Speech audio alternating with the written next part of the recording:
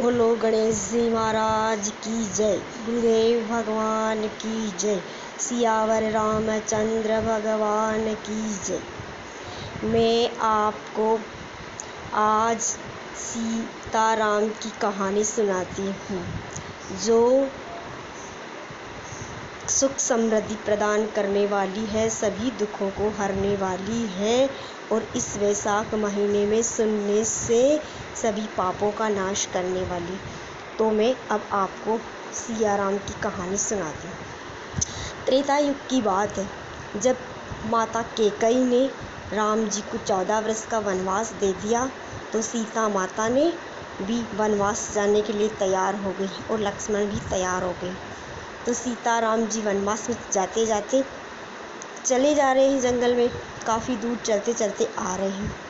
एक बुढ़िया माई मिली रास्ते में, उसकी छोटी सी एक झोपड़ी थी, उसमें वो रहती थी। राम जी का नाम उच्चारण करती थी, जय सिया राम, जय सिया राम, जय सिया राम। उठते बैठते सोते जागते हर समय जय सिया राम बोलती थी। राम जी को लगा कि ये तो मेरी परम भक्त है, मुझे इसके दर्शन करने चाहिए और इससे मिलना चाहिए।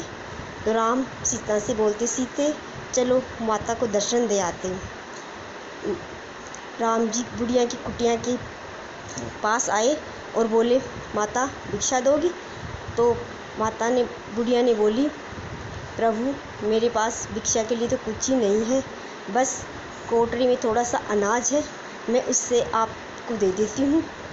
तो राम जी बोले, नहीं माता, हम तो भोजन करना चाहते हैं।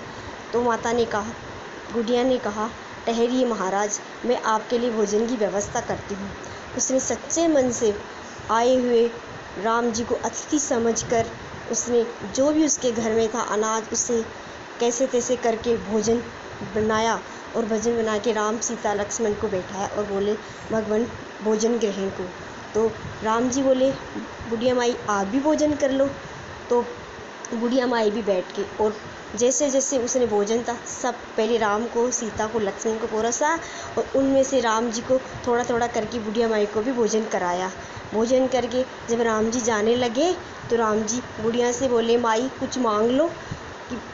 तब बुढ़िया माई बोली कि भगवान आपकी कृपा से सब कुछ है, मेरे कोठरी में खाने जितना अनाज है, रहने के लिए कुटियाँ हैं, और भला मुझे क्या चाहिए, मैं तो प्रसन्न हूँ, बस मेरे मुख में सदा ही राम जी का नाम रहे। तो राम जी उसकी ऐसी निश्चल भक्ति से प्रसन्न हो गए और बोले, जाते जाते उन्होंने एक बौड़ी का कांटा लिया और उसकी झोपड़ी के पास लगा गए, कुटिया के पास लगा गए। चले गए राम सीता तो चले गए। थोड़ी देर बाद में देखती है कि वह बौड़िया का पेड़ मोतियों का पेड़ हो गया, मोतियों का बिड़ला हो गया और मोती झड़ने लगे उससे। बुढ़िया माई ने झड़े हुए मोतियों को बुहार के अपनी झोपड़ी में रख दिया। थोड़ी देर बाद में देखती है कि वो झोपड़ी भी महल में परिवर्तन हो गई और अब अड़ोस पड़ोस के लोग कहने लगे, ये क्या, ये जो बुढ़िया माई है ना, इसके कुछ भी नहीं था, एक छोटी सी झोपड़ी थी, आज देखो इसके महल एक दिन में कैसे महल हो गया, और देखो इसके तो कुछ न कुछ बात ही है। ऐसे करके वो फिर जो बुढ़िया माई के पास आती, बोलती कि क्या कर रही हो तुम, कि मैंने तो कुछ नहीं किया, राम जी और सीता जी लक्ष्मण जी आए थे मेरे घर पे, उन्होंने भोजन की आशा जताई, अब मेरे पास जो कुछ था बचा कुछ मैंने उनको खिला दिया। वो प्रसन्न होके ये मोतियों का बिड़ला रोक गए और झोपड़ी भी देखो मेरी महल में परिवर्तन होगी, वो उन्हीं की कृपा से हुआ है। उसने देखा अब वो कहाँ चले गए, कि वो तो जंगल की तरफ चले गए। वो दौड़ी पड़ोसन कि राम जी के मैं भी बुलाऊंगी, राम जी को मैं भी बुलाऊंगी। ऐसे करते करते वो पीछे पीछे चली गई। राम जी ने देखा कि मेरी एक और भगत आ रही है, तो उसने बोला, बोलो माई चलो मेरे घर भोजन कर लो। ठीक है भाई, आपकी प्रसन्नता है तो कर लेते हैं। जब वो गए राम सीता लक्ष्मण पड़ोसन के घर में, तो पड़ोसन ने 36 प्रकार के व्यंजन बनाए, बहुत सारे भोजन बना के राम जी को बोले कि देखो राम जी, उस बुढ़िया के घर में तो कुछ नहीं था, पर मेरे घर में सब कुछ पड़ा है, भरा भंडार पड़ा है, आप जो चाहे खा भोजन करो, आप बस मुझ पर अपनी कृपा करना। तो ऐसे करते करते उन्होंने भोजन जो उसके राम जी के मन में तो नहीं था पर थोड़ा कर लिया। करा के जाते हुए बोले कि माई तुम भी मांग लो, कुछ मांगना चाहती हो। तो बुढ़िया माई बोले कि उस पड़ोसन की तरह मेरे भी मोतियों का बिड़ला रोक जाओ। ठीक है माई, आपकी जो इच्छा। तो भगवान ने एक बौड़िया की छड़ी तोड़ के उसके महल के बाहर लगा दी और चले गए राम सीता तो वनवास को। अब थोड़ी देर बाद में वो देखती है बौड़िया बहुत बड़ा हो गया और कांटेदार कांटेदार वो हो गए, कांटेदार हो गया, चुभने लगा। अब वो तो क्या जाती जैसे पास उसके, कभी हाथ के लग जाता, सूल चुभ जाती, कभी पैर के चुभ जाती, कभी बालों में चुभ जाती। अब वो तो इधर उधर जा ही नहीं सकती है, वो तो काफ़ी बहुत दुखी हो गई। ऐसे करते करते उसी पड़ोसन के पास गई, बुढ़िया पड़ोसन के पास गई, बोली कि राम जी ने तुम्हारे साथ, हम दोनों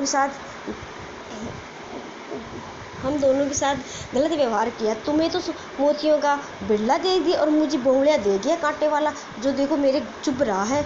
अब मैं क्या करूं? तो उसने कहा कि मैंने तो भगवान से मांगा नहीं था, तुमने तो मेरे घर में देख के बिड़ला और तुम जाके उनके पीछे पीछे मांग लिया, मैंने तो नहीं मांगा। वो अपनी इच्छा से आए थे, मेरे पास जो बना मैंने उन्हें भोजन कराया और वो प्रसन्न होकर मुझे दे गए। अब तुम्हें ज़बरदस्ती मांगा तो तुम्हें क्या देंगे?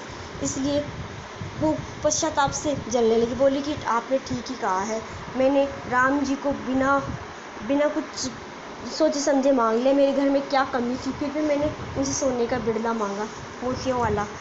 अब मैं क्या करूँ उसका? तो पीछे पीछे वापस राम जी के पीछे पीछे गई, जंगल में गई तो राम जी बोले, क्या माई अब क्या है महाराज, वो अपना बिड़ला आप वापस ले आओ, मैं तो उससे काफ़ी परेशान हो गई हूँ, भगवान का दिया सब कुछ है और आप उसे वापस ले आओ। राम जी बोले, जैसे तेरी श्रद्धा थी वैसा मैंने तुझे दिया, वैसे उससे इसकी श्रद्धा थी मैंने उसको दिया, अब मैं वापस नहीं लेता। अगर फिर भी तुम्हें वो परेशानी कर रहा है तो सुबह उठते बैठते सोते जागते जैसे भी तुम्हारे बन पाए वैसे जय सिया राम जय सिया राम जय सिया राम जय सिया राम रटते रहना, तुम्हारे सारे पाप नष्ट हो जाएंगे और वो कांटों का बिड़ला भी नष्ट हो जाएगा। ऐसे करके पड़ोसन बुढ़िया अपने घर में आई और जय सिया राम का रटन करने लगी। उसे रटते रटते काफ़ी दिन बीत गए और उसके सारे पाप भी नष्ट हो गए और पापों के साथ साथ वो कांटों वाला बिड़ला भी नष्ट हो गया। तो हे सिया राम जी, जैसे पहले वाली पड़ोसन बुढ़ियाओं को आपने मोतियों का बिड़ला दिया, वैसे सभी को देना और पड़ोसन को कांटों वाला